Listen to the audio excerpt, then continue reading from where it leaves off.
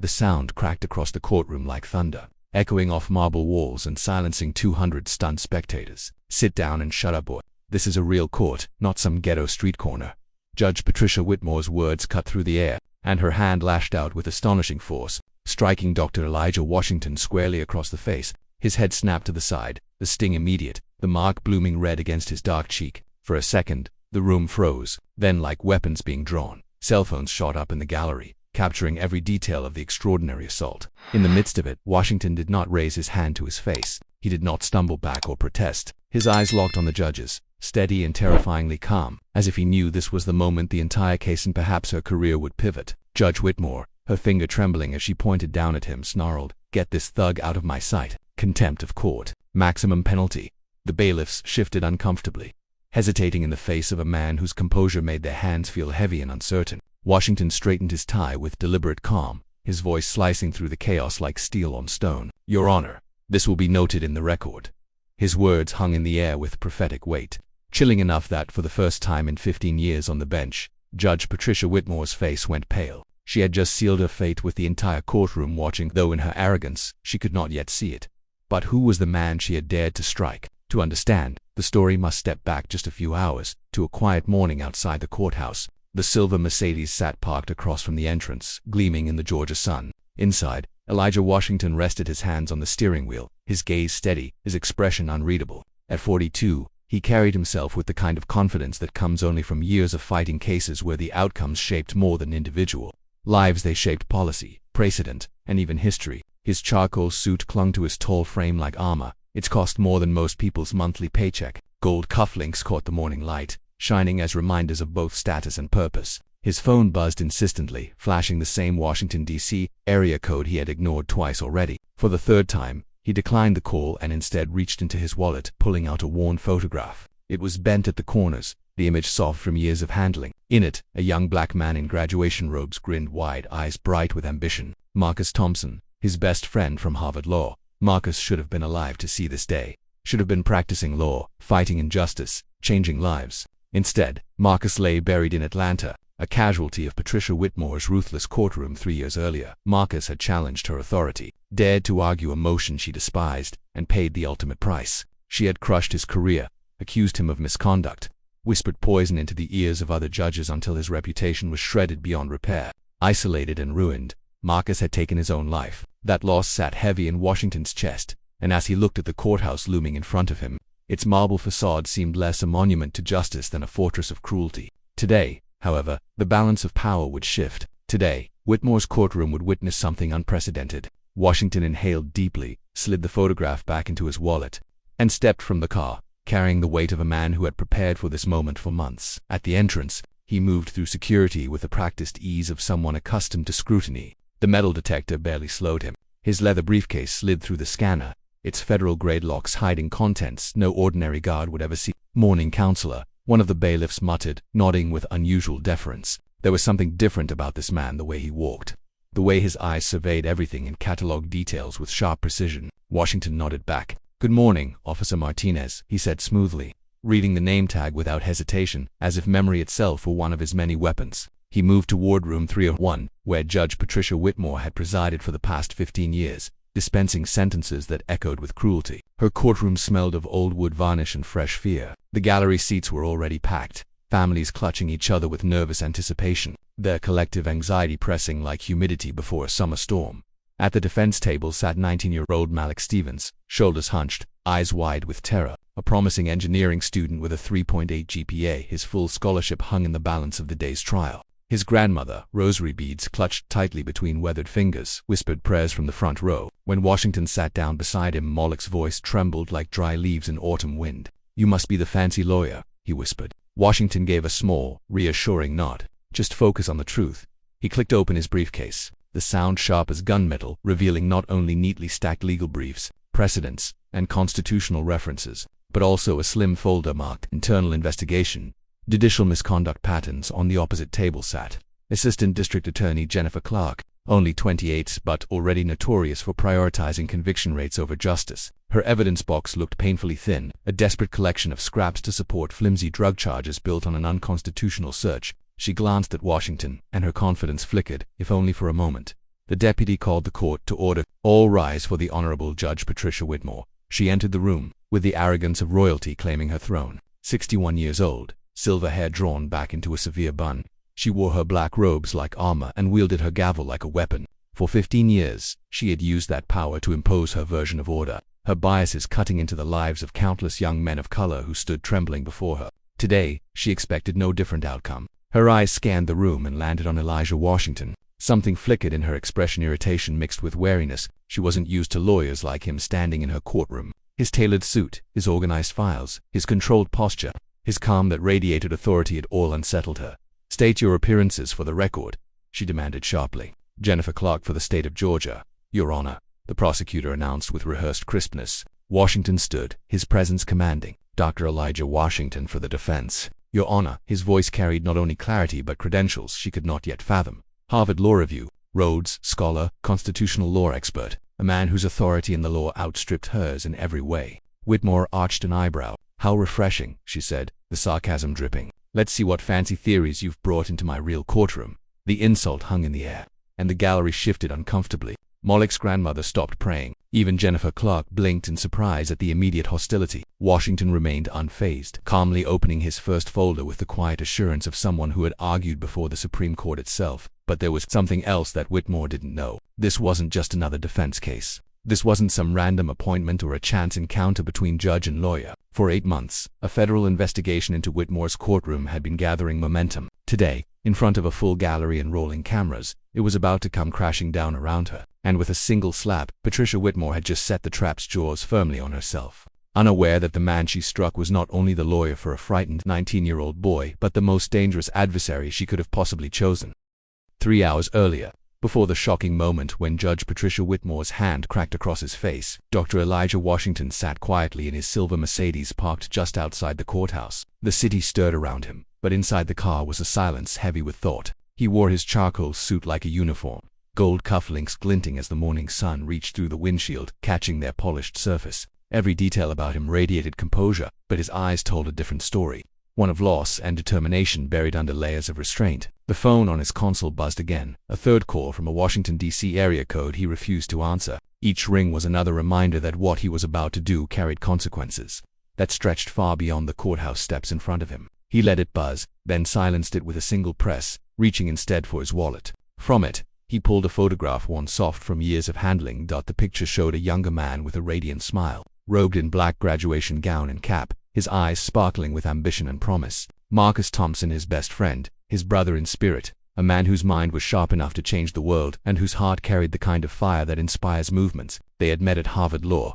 two young black men breaking through barriers, excelling where few believed they belonged, determined to prove that the law could be used as a weapon for good. For years, they studied together, debated cases until dawn, and promised one another that when they graduated, they would fight side by side in courtrooms where justice too often bent to prejudice. The photo reminded Washington of better days, when Marcus laughed at everything, when the future stretched out like an open road. But Marcus should have been here today, standing tall as an attorney with a thriving career, defending clients, filing appeals, maybe even sitting beside him in this very courthouse. Instead, Marcus was buried in Atlanta, a victim not of crime, but of corruption and cruelty disguised in black robes. Judge Patricia Whitmore had ended Marcus's career and, indirectly, his life. 3 years earlier, Marcus had dared to challenge her, to file a motion against one of her harsh sentences. He argued with logic, with precedent, with the Constitution at his side. But Whitmore had not heard his arguments. She heard only defiance. She saw only a young black lawyer daring to question her authority. She dismissed his motion with a single contemptuous line,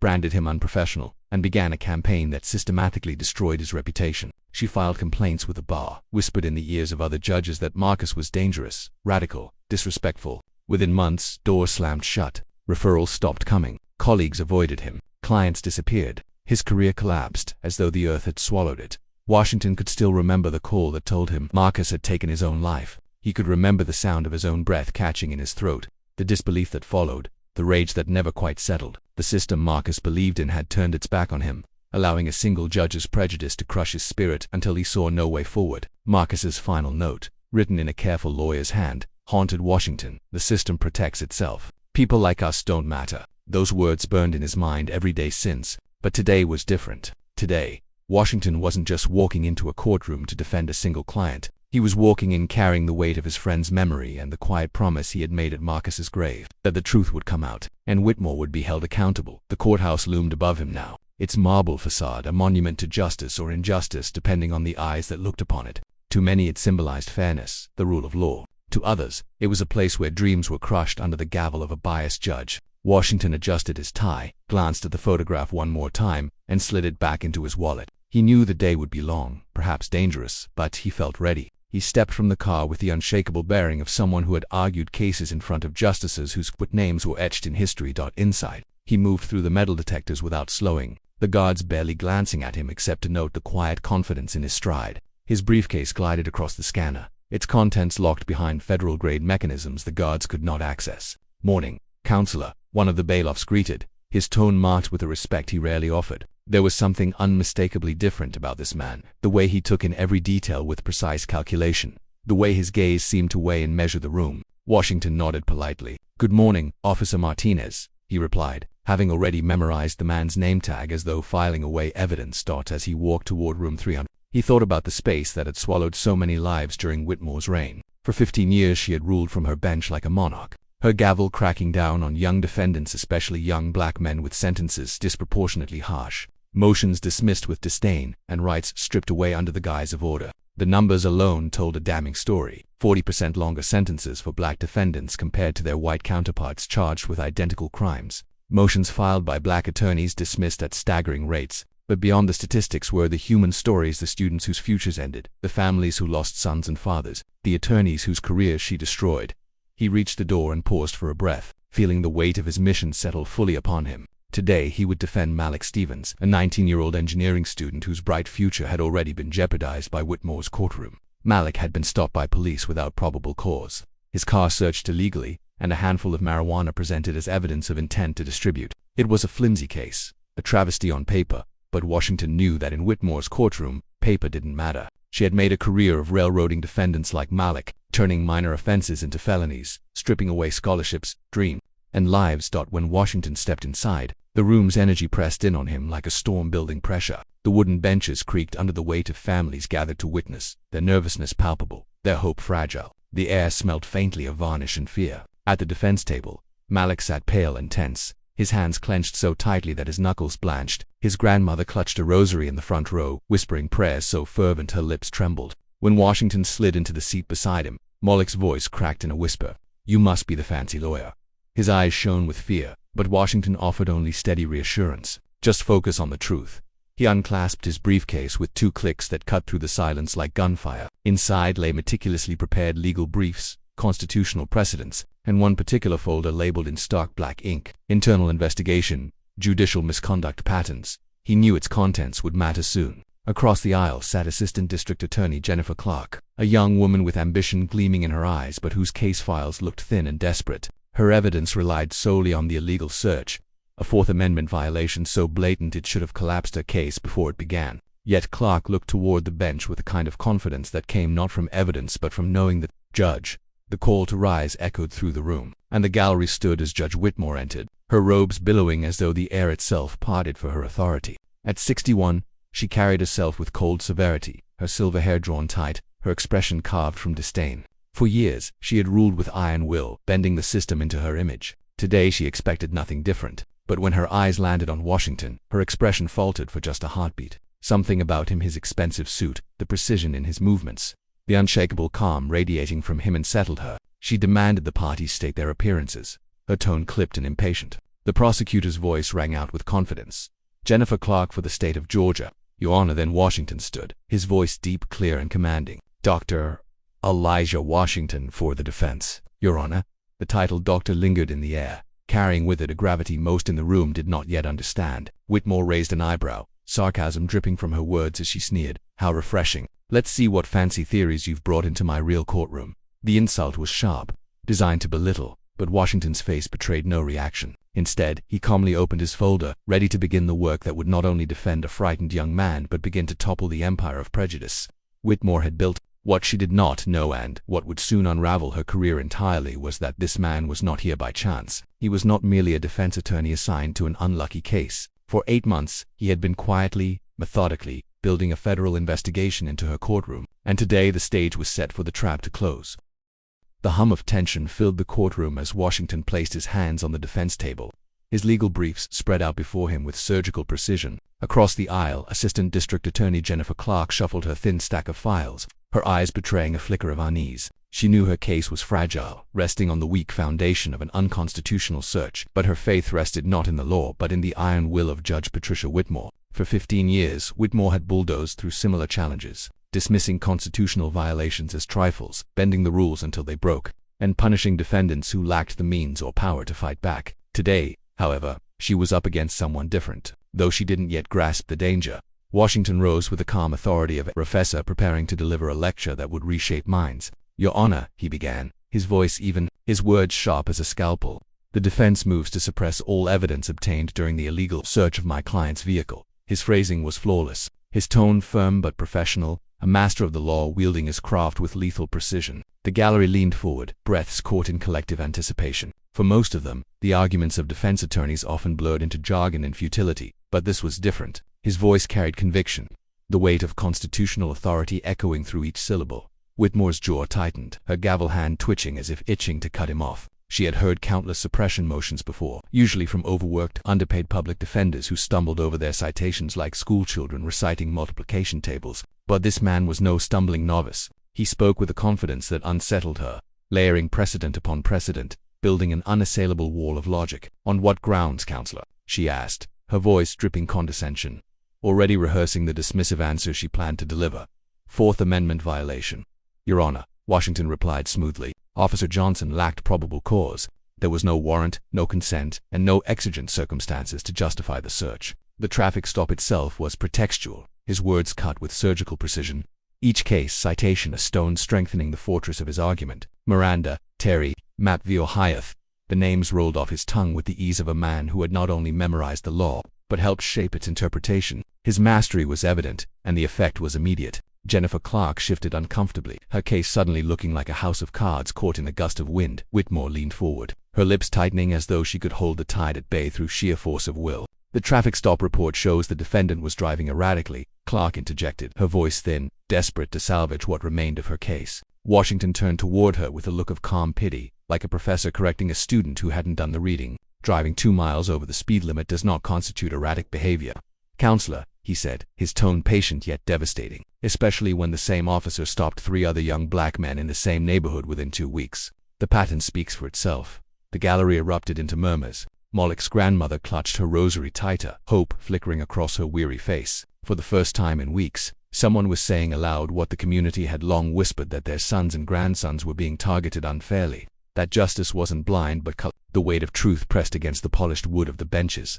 Impossible to ignore. "That's enough," Whitmore snapped, her gavel crashing down like a gunshot. The room jolted, silence slamming back into place. "I won't have you turning my courtroom into a sociology lecture." Washington remained standing, his expression steady, his voice calm. "I am simply presenting relevant constitutional law, Your Honor." Her eyes narrowed into slits, venom lacing her reply. "What you're presenting is a bunch of liberal activist nonsense. This is a drug case, not a civil rights rally." The insult landed heavy, smoke curling in the air of her words. The gallery shifted uneasily, even Jennifer Clark appearing startled at the open hostility. Washington didn't flinch. He had heard worse from judges of higher stature, and he knew better than to lose composure in the face of provocation. Instead, he opened another folder, prepared to continue. "Your Honor, I have additional precedents directly applicable to this situation." "I don't want to hear your precedents," Whitmore snapped. Her voice reverberated across the room, shrill and authoritative. "Sit down. With respect, Your Honor, the defendant has a constitutional right." "I said sit down," Whitmore thundered, her face flushed crimson, veins tightening along her temple. Her gavel struck the bench again and again, each blow an assault on the very law she claimed to uphold. "You don't come into my courtroom and lecture me about the law. I've been doing this since you were probably stealing cars in whatever ghetto you crawled out of." The words landed like blows, and the courtroom gasped in collective horror. Phones that had wavered lowered earlier now rose high again, recording every venomous syllable. The court reporter's fingers froze above her keys, uncertain whether to transcribe such vile prejudice. Moloch's grandmother covered her mouth, tears pooling in her eyes. Washington's posture did not falter. He placed his brief carefully on the table, his movements deliberate, controlled. His voice, when it came, was measured, his restraint a contrast to her chaos. "Your Honor, I object to the court's characterization and request that those remarks be stricken from the record." "You object?" Whitmore scoffed, a laugh empty of humor. "You arrogant piece of—" She stopped herself just short, glancing at the gallery, but her meaning was clear. "Motion denied. Evidence stands. When moving to sentencing, my client has not entered a plea, Your Honor," Washington reminded, his tone controlled though tension coiled in his jaw. "Then he's entering one now," Whitmore said, her gavel striking again. "Guilty as charged." "That's not how this works," Washington countered, his voice unshaken. "The defendant has rights. Sit down and shut up, boy. This is a real court, not some ghetto street corner," Whitmore spat, her rage boiling over, her voice thick with venom.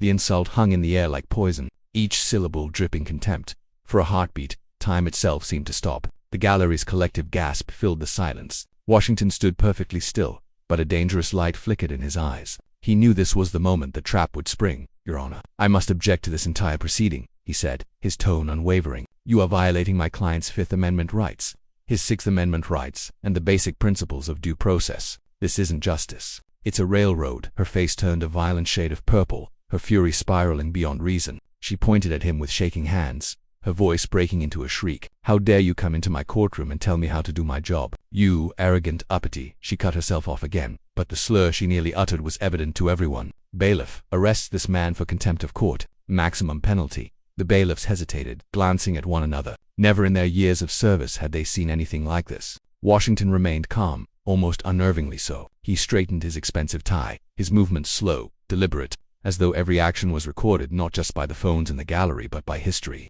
itself. Before the bailiffs could step forward, Whitmore's hand sliced through the air again, this time striking his face with brutal force. The sound echoed, reverberating in the silent chamber. 200 pairs of eyes widened in disbelief. The red handprint burned across his cheek. Phones rose like a forest of witnesses. Every angle, every detail, was captured and streamed. Washington did not raise his hand to his face. He did not retreat. His eyes locked with hers, calm and unshaken, his composure terrifying in its stillness. "Get this thug out of my sight," Whitmore snarled, her voice quaking with rage. "Contempt of court, maximum penalty." The bailiffs moved hesitantly, uncertainty weighing on their steps. Washington's gaze swept the room once, landing on the nearest camera. His voice, when he spoke, was calm, final, and damning. "My name is Dr. Elijah Washington. What you just witnessed will be forwarded to the appropriate federal authorities." Chaos erupted instantly. The gallery exploded in shouts. Moloch's grandmother cried out, clutching her chest. Attorneys in the back row whispered in disbelief. Phones streamed live as hashtags were born in real time. The judge's fury, the slap, the contempt charge, it was all recorded, and within moments it would be everywhere.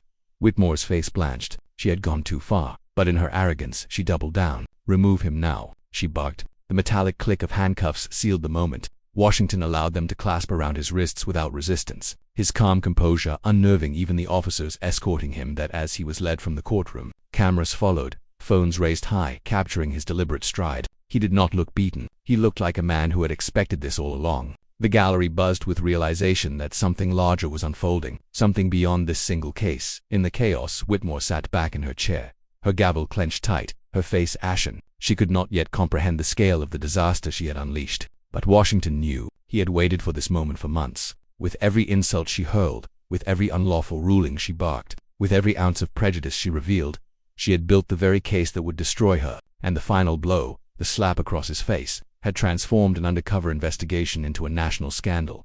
What she thought was dominance was actually defeat. And as the cameras captured Washington's unflinching composure, America was about to witness a reckoning unlike anything it had ever seen in a courtroom.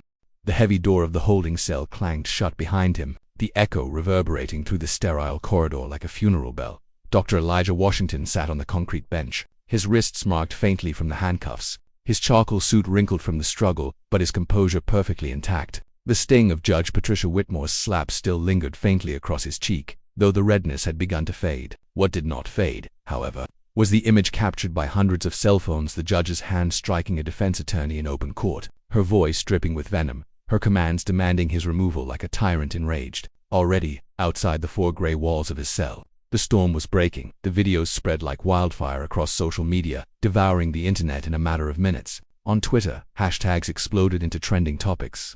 Hashtag judge slaps lawyer, hashtag courtroom assault, hashtag justice in America. Clips replayed endlessly, the gavel pounding, the insults hurled, and then the slap, always the slap, that sharp sound echoing louder with each share. On Facebook, angry captions accompanied reposted videos. "This is what justice looks like in Georgia. A judge can physically assault a lawyer in front of 200 witnesses and think she's untouchable. TikTok users layered dramatic music over the footage, some adding voiceover commentary in tones of disbelief and rage.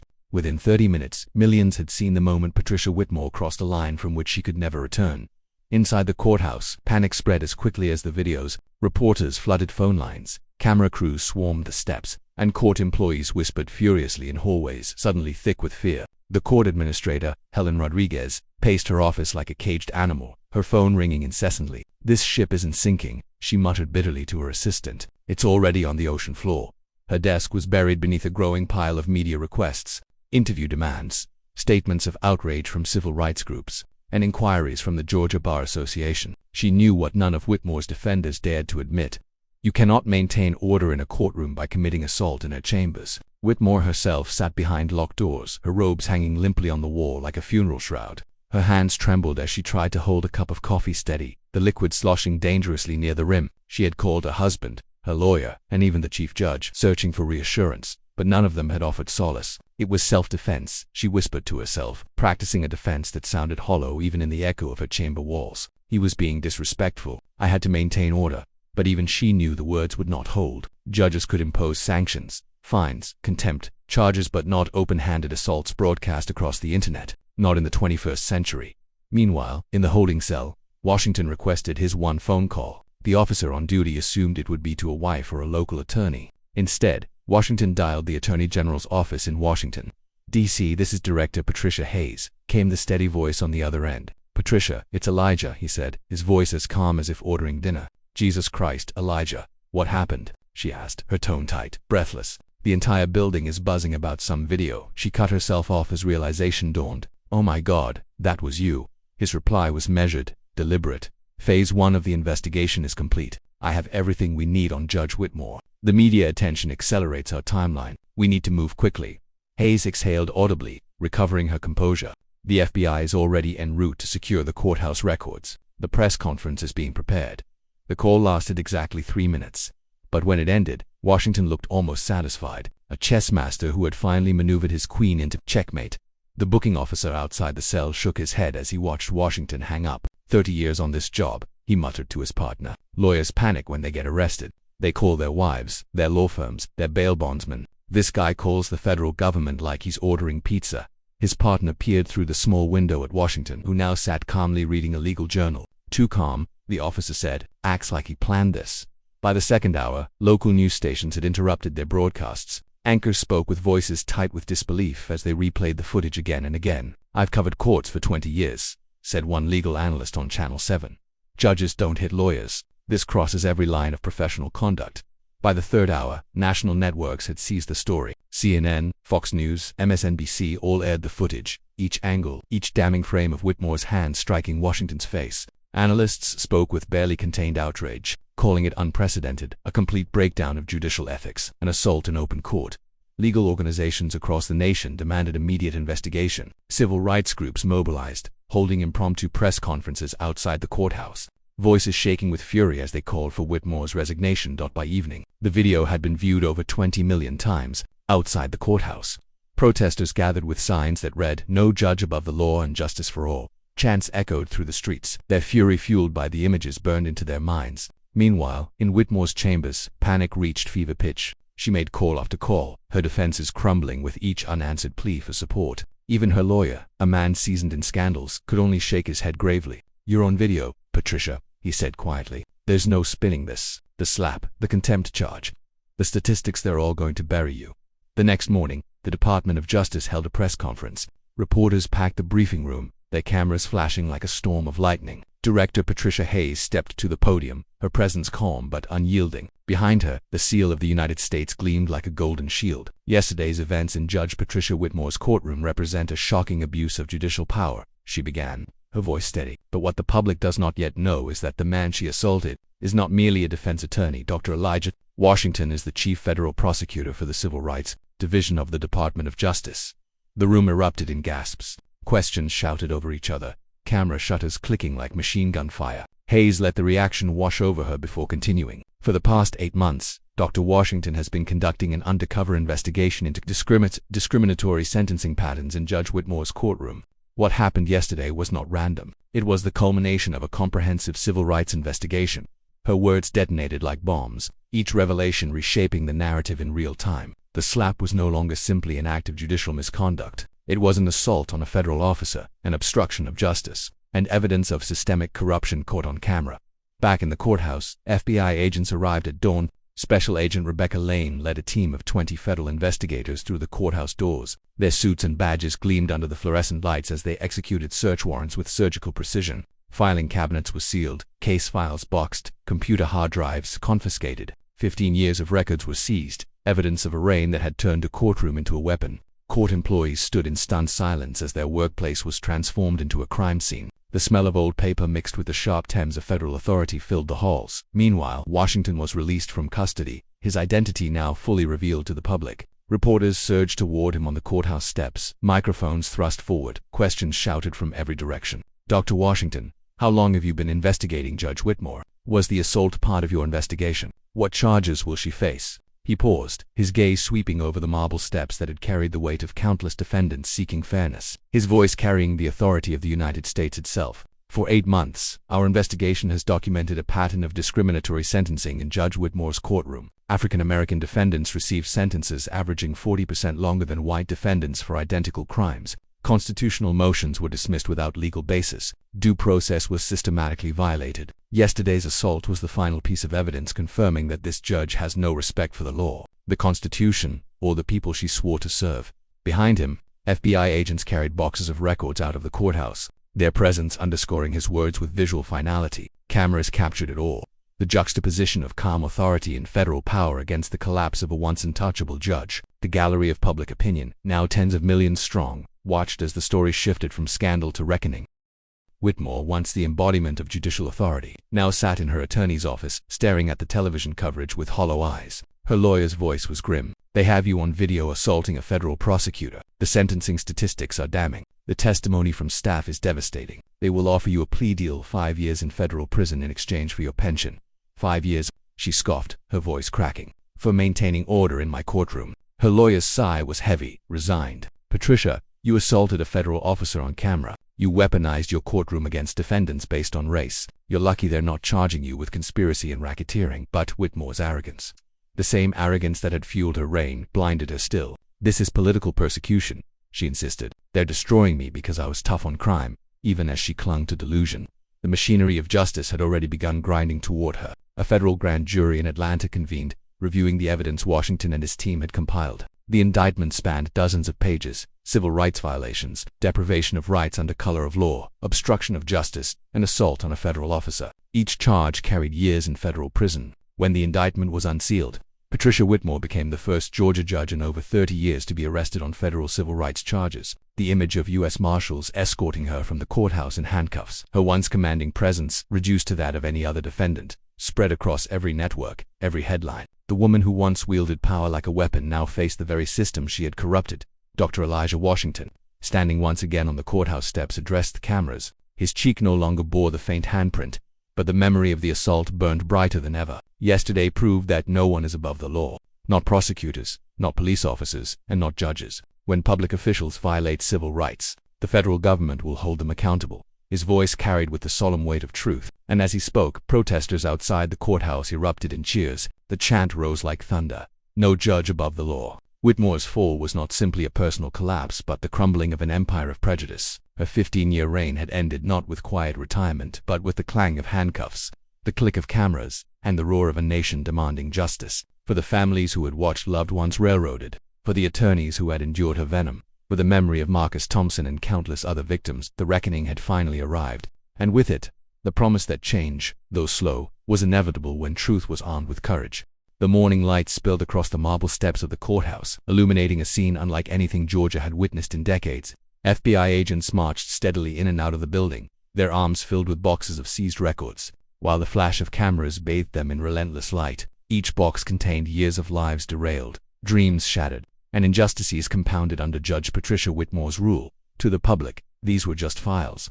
To Dr. Elijah Washington, they were evidence that would finally vindicate not only his client Malik Stevens, but also the countless others who had been victims of systemic bias hidden beneath the veneer of judicial authority. The press conference held by the Department of Justice had already detonated across the nation like a bombshell.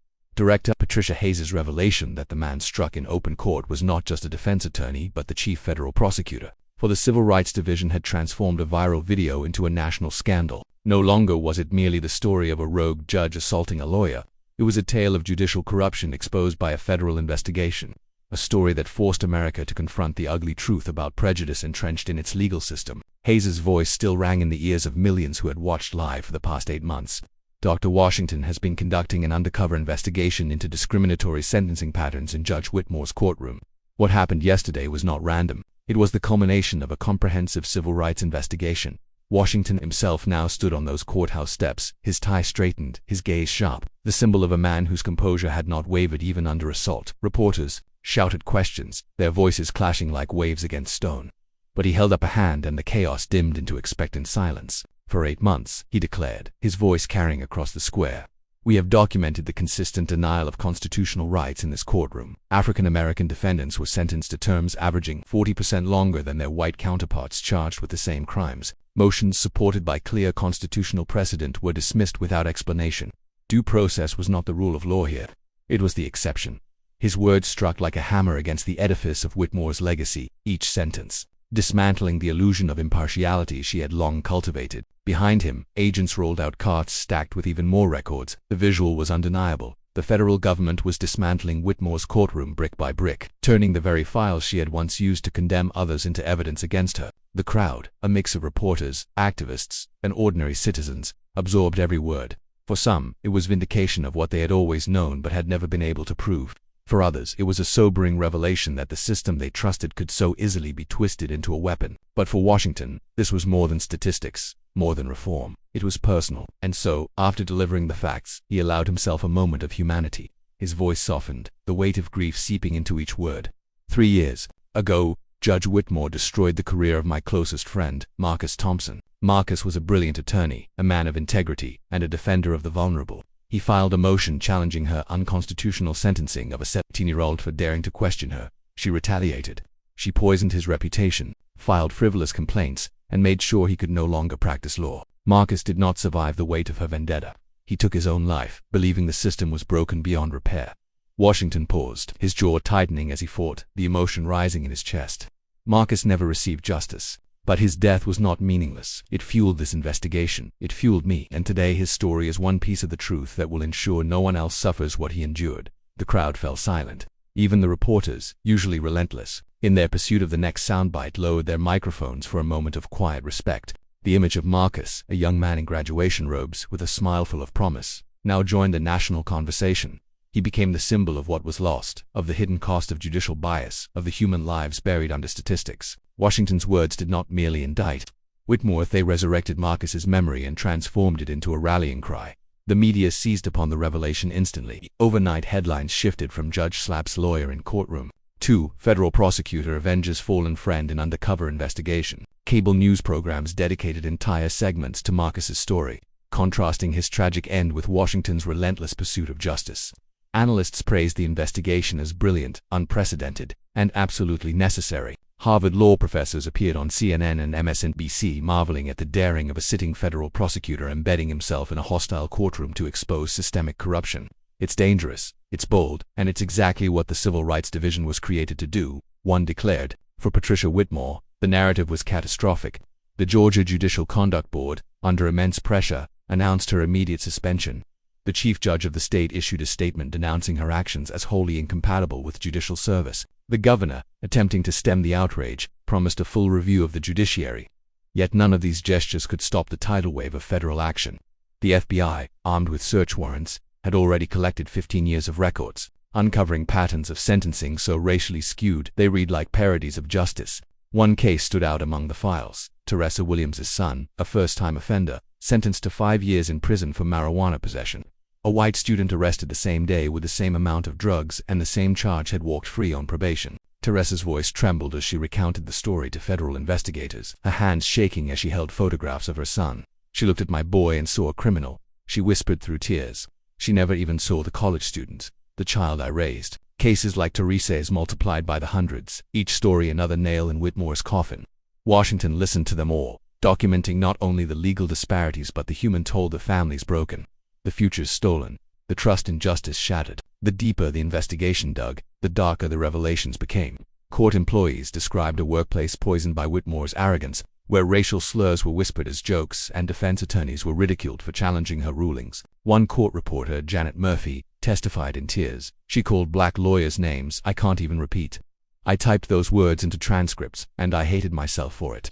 I hated that I had to record the venom of a judge who was supposed to uphold the law. Bailiff Carlos Mendez added his account, describing Whitmore's private tirades where she ranted about uppity lawyers and animals in the streets. Each testimony painted a portrait of a judge whose black robes had become a cloak of unchecked prejudice. And then there was the Marcus Thompson file.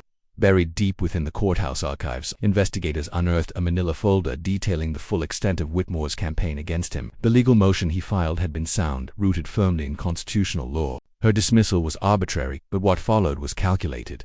She called colleagues, warning them of his radical agenda. She filed formal complaints, branding him unprofessional. She sabotaged his career step by step until he was left with nothing. The suicide note in the file, preserved in Marcus's careful handwriting, read like an indictment against her. She destroyed my career because I stood up for a child. Maybe my death will mean something. Maybe someday someone will investigate what Judge Whitmore really is. When Washington read the note, his mask of composure cracked for the first time. He turned away from the agents, his shoulders trembling as grief finally broke through his steel exterior. He never knew, Washington whispered, tears streaking down his face. He never knew that one day we would make it right. The media broadcasts Marcus's note nationwide. News anchors read it aloud on air, their voices heavy with emotion. Social media amplified his words, turning them into a battle cry. Memes, posters, and protest signs carried Marcus's name, his story galvanizing a movement far beyond Georgia. Civil rights groups organized rallies, not just against Whitmore but against systemic bias in courts across the South. Former Attorney General Eric Holder appeared on television, his voice grave as he declared, "This is exactly why federal civil rights laws exist, to protect citizens from those who use power to discriminate under the guise of justice." The pressure mounted. The Chief Judge of Georgia convened an emergency meeting of the state's Superior Court judges. In a marble chamber filled with black robes, he addressed the scandal with heavy solemnity. Patricia Whitmore has disgraced not only this state but the judiciary as a whole. Her actions reflect on all of us. We must prove to the people that her conduct is not the norm. Yet Washington's evidence revealed otherwise. While Whitmore was the most blatant, similar patterns of discrimination emerged in other jurisdictions. The infection was deeper than one judge, it was systemic. The governor called a special legislative session to address judicial reform, while civil rights organizations demanded federal oversight of the state courts. The ripples spread outward, reaching courthouses in Alabama, Mississippi, Louisiana. What began as the fall of one judge threatened to spark a reckoning across the South. Whitmore, however, sat in denial. In her lawyer's mahogany-paneled office, she watched the coverage with a face drained of color. Her attorney slid papers across the desk. "They're offering you a plea deal," he said quietly. 5 years in federal prison. You keep your pension." Her voice cracked as she repeated the number. 5 years, with for maintaining order in my courtroom. "Patricia," her lawyer replied, his tone as cold as stone, "you assaulted a federal officer on camera. The evidence of bias is overwhelming. This is the best you'll ever get." But her pride refused surrender. "I won't plead guilty to anything. I was tough on crime. They're crucifying me for doing my job." But the reality had already passed her by. The grand jury convened, ordinary citizens reviewing the mountains of evidence Washington's team presented. Bankers, teachers, retirees, mothers, and fathers sat in solemn silence as they read testimony, sentencing disparities, Marcus's suicide note. Their indictment was long, damning, and unanimous. Whitmore was charged with civil rights violations, obstruction of justice, deprivation of rights under color of law, and assault on a federal officer. Each charge carried years in prison. When the indictment was unsealed, the cameras captured what once seemed unimaginable. Judge Patricia Whitmore, escorted by U.S. Marshals in handcuffs, her silver hair disheveled, her once imposing figure diminished. The courthouse steps where she had once reigned as Queen of Judgment now became the stage for her humiliation. For the families whose lives she had shattered, it was a moment of vindication. For Washington, it was the proof that the system, though slow and imperfect, could still work. And yet, even amid her collapse, Washington took no joy in her downfall. As he stood again on those steps, reporters clustered around him. He thought of Marcus, of Malik, of Teresa's son, of every nameless defendant who had walked into Whitmore's courtroom hoping for fairness and walked out in chains. He thought of the years of lost potential, the tears of families, the corrosive cynicism that grew when justice was denied. "This isn't about revenge," he told the cameras, his voice firm. "It's about accountability. It's about proving that no one is above the law." The federal courthouse in Atlanta loomed under a gray morning sky, its stone facade as cold as the judgment it was about to dispense. Inside, the air buzzed with an anticipation that seemed almost alive. Every seat in the gallery was filled. Reporters lined the aisles. Cameras pointed like rifles toward the defense table where Patricia Whitmore sat, no longer a judge in her flowing black robes but a defendant in a plain suit, her once imperious posture sagging under the crushing weight of consequence. For 15 years she had wielded authority like a weapon, but now the gavel would fall against her. Dr. Elijah Washington entered the courtroom with his usual calm, the red handprint long since faded from his cheek, though the memory of it lingered. He carried a leather briefcase packed with 8 months of investigative testimonies, transcripts, all carefully compiled evidence of systemic bias and abuse. His gaze swept the room once, settling briefly on the rows of families who had suffered under Whitmore's rulings. He could see Malik Stevens sitting with his grandmother, the young man's scholarship reinstated, his eyes clearer now than they had been weeks earlier when fear consumed him. Their presence reminded Washington why he had endured the sting of Whitmore's hand and the humiliation of contempt charges. This moment was about more than one case or one man. It was about justice restored. The proceedings began with formality, but nothing about the atmosphere felt routine. The indictment was read aloud, each charge striking like a drumbeat: civil rights violations, deprivation of rights under color of law, obstruction of justice, assault on a federal officer. Whitmore's face remained fixed, her lips pressed together, but her hands trembled against the table. When the judge, this time a federal district judge untainted by scandal, asked her for a plea, she answered not guilty, her voice flat, her eyes darting briefly toward the cameras as though trying to salvage dignity. But dignity had long abandoned her. The prosecution's case unfolded with relentless precision. Washington's testimony alone carried the gravity of a wrecking ball. With the clarity of a seasoned trial lawyer, he recounted his undercover months in her courtroom, describing the consistent dismissal of motions, the prejudiced language, the railroading of defendants whose only crime was their skin color. His voice was calm, factual, devoid of theatrics, which made the impact even greater. Judge Whitmore demonstrated a pattern of discriminatory behavior that violated the constitutional rights of hundreds of defendants, he said. Her assault on me was not an isolated incident. It was the inevitable result of 15 years of unchecked misconduct. The jury listened intently, their eyes fixed on him, their pens scratching notes as though every word might prove decisive. But statistics alone would not carry the day. The prosecution brought in the human cost.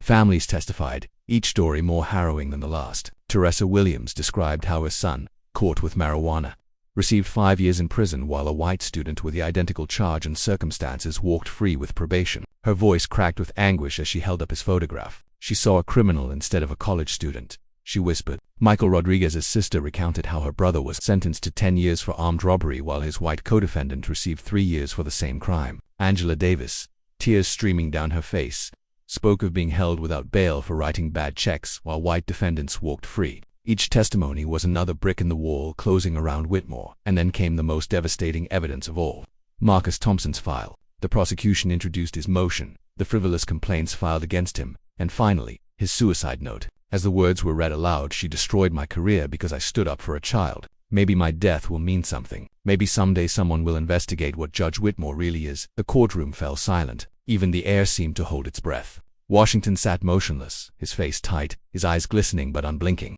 Marcus's handwriting, projected on the screen for all to see, had become both a memorial and an indictment. The defense tried desperately to mount a counter-narrative. Whitmore's attorney argued that she had served honorably for 15 years, that her harshness was the product of a toughened crime philosophy rather than prejudice. One moment of poor judgment should not erase a distinguished career, he pleaded, but the words landed with a dull thud, insufficient against the avalanche of evidence. Poor judgment could not explain away 15 years of disparities, insults, and abuses. Poor judgment could not account for the racial slurs whispered behind closed doors, the statistical patterns as undeniable as gravity, or the handprint across Washington's cheek captured on millions of screens. When the jury retired to deliberate, tension rippled through the courthouse like static before a storm. But they did not deliberate long. After only 5 hours, they returned.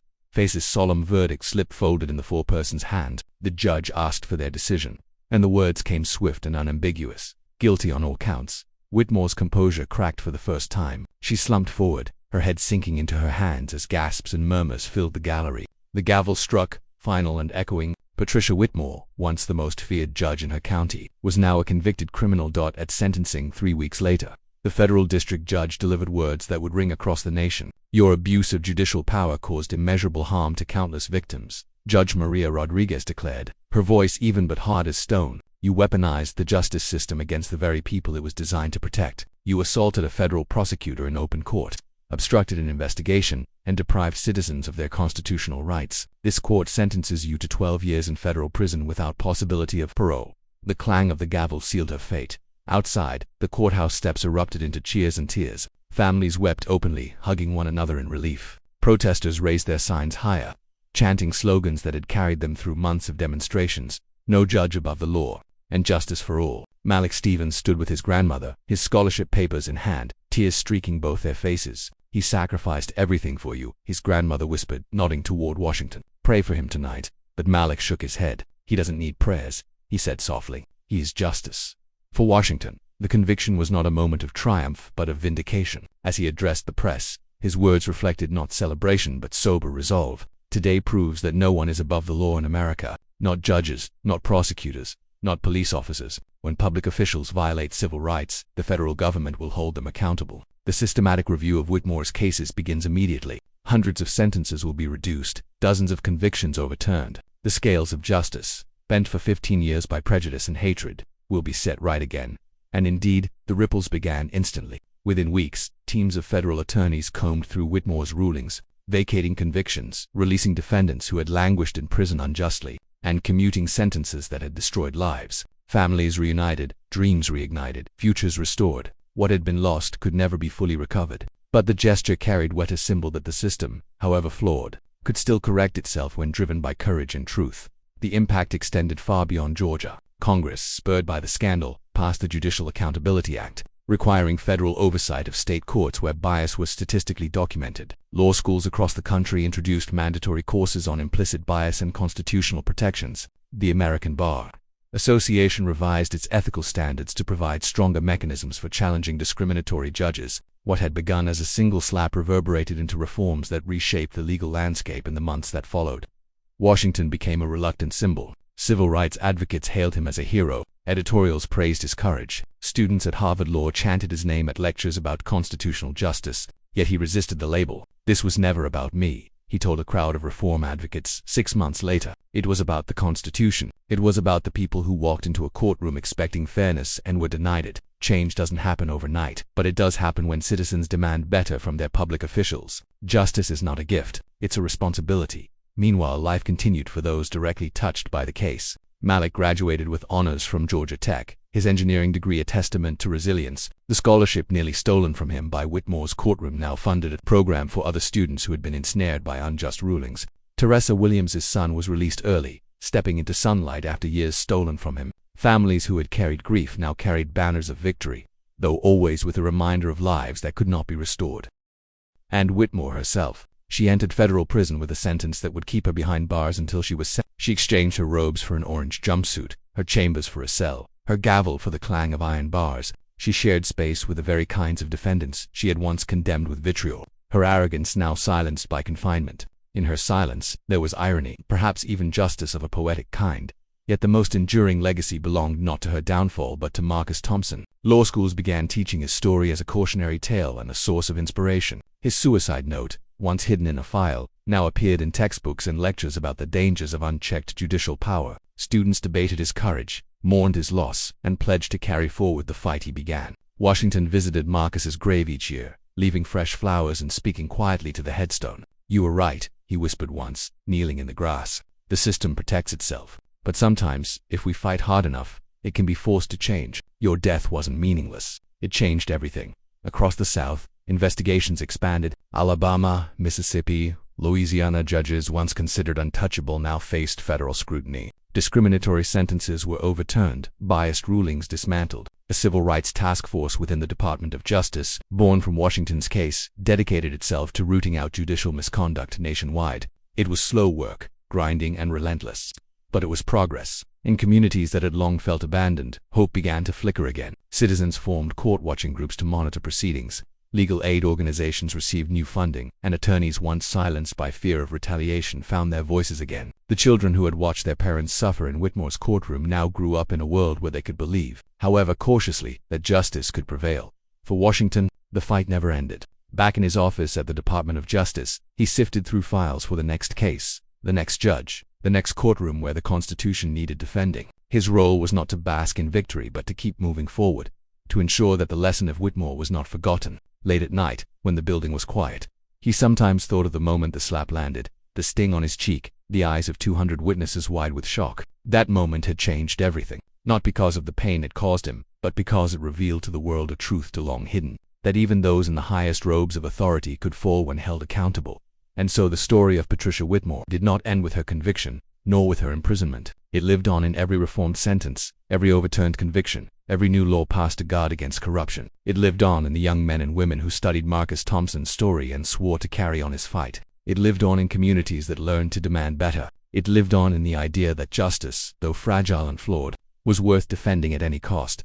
Because justice delayed is not always justice denied. And when good people refuse to stay silent, when prosecutors risk their safety to expose corruption, when citizens raise their voices together, the system can be forced to work the way it was designed to work. Dr. Elijah Washington knew this, and as long as he drew breath, he would fight to prove it.